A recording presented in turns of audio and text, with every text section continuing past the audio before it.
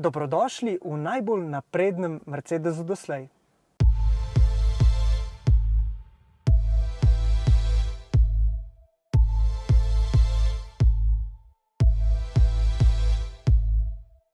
To je Mercedes-Benz EQS, torej kot gre soditi po imenu, električni brat razreda S. To je tisti model, ki uvaja novosti, tokrat v električno družino EQ. Še preden se ga lotimo, pa hiter opomnik. Naročite se na naš YouTube kanal in ostanite na tekočem z vsemi novostmi.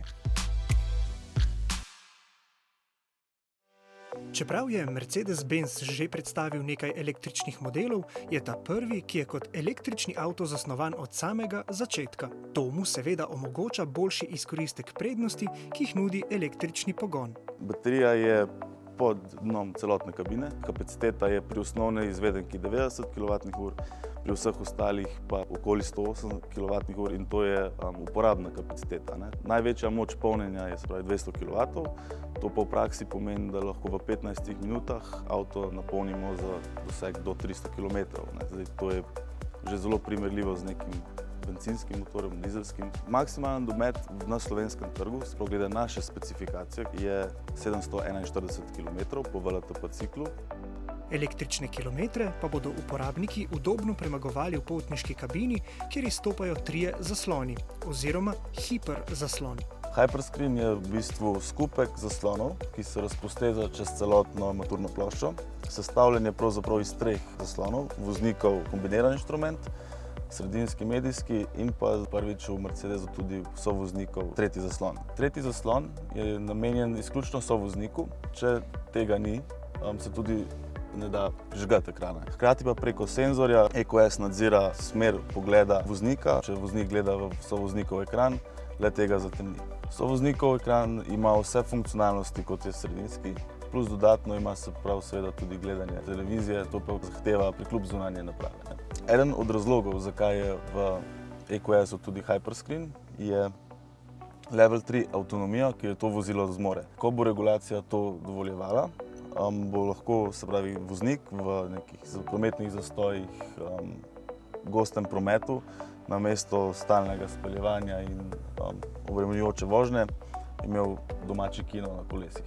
Level 3 avtonomija bo sprva na voljo v Nemčiji. Slovenski kupec, ki bo kupil EQS-a z možnostjo Level 3 avtonomije, ko bo se vozil v Nemčijo, bo lahko to funkcijo koristil. Skupaj z razredom S lahko ta avto tako služi tudi kot demonstracija, kako naj bi bilo v avtonomni prihodnosti. No, katere so glavne razlike in podobnosti med tema modeloma? Razred S vodi tehnološke inovacije Mercedes-Benza. Razred EQS je pa njegova električna implementacija. Primerljiva dimenzija, EQS bazira direktno vmes med S kratko in S dolgo razdaljo. S je klasična limuzina, EQS je pa hatchback. EQS pa je rekorder tudi, ko govorimo o aerodinamiki. 0,20 znaša njegov količnik zračnega upora. In ja, med avtomobilskimi proizvajalci res poteka tekma, čigav avto bo najbolje rezal zrak. In veseli smo, da je na najvišji stopnički prav naš rojak. Je definitivno nekaj posebnega, če imaš na trgu avtomobile, ki podirajo rekorde.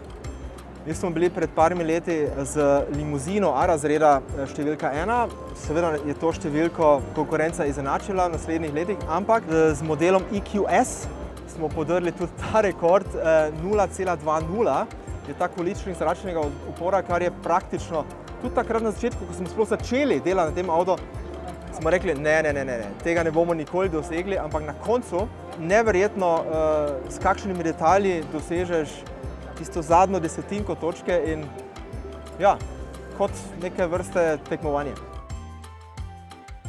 Recimo to kolo z temi 5 plastičnimi claddingi, deli, ki se pač od zadaj pritrdijo, so recimo zaprti do sem, ampak tega se sploh ne vidi, zato ker je vse črno. Do sem je popolnoma zaprto, ker ta del je izredno pomemben za aerodinamiko.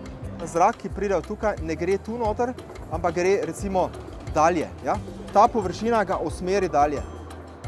Da ne moremo čisto zapreti kolesa, je pa razlog temperatura pri zavorah, seveda. Da so relativno visoke temperature in skozi te odprtine potem pač izhaja ta topel oziroma vroč zrak. In ta stopnička, recimo 1,5 mm, recimo 2 mm bi že bilo preveč. To smo bili, kaj pa vem, ure in ure v vetrovniku in smo se z aerodinamiki kregali za ta pol milimetra, ne, sem pa tja. In na koncu je nič druga kot eficienca. Koliko energije porabim za določeno pot. In definitivno eden najbolj pomembnih detajlov, ja.